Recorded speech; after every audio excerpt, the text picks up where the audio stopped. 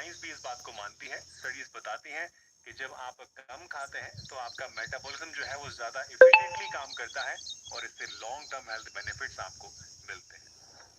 दोस्तों, हमेशा हेल्दी बने रहने के लिए जो नियम आज हम सीख रहे हैं उसका ही एक एक्सटेंशन है सूर्यास्त, यानी कि सनसेट के बाद खाना नहीं खाना।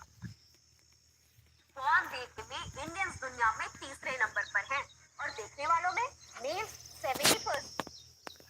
आपने देखा होगा कि आपके माता पिता या दादा दादी खाना जो है वो अक्सर दिन ढलने से पहले पहले, यानी दिन छुपने से पहले पहले खा लिया करते थे और इसीलिए अक्सर पुराने जमाने में जो लोग थे वो कम बीमार पड़ते थे आजकल के कंपैरिजन में।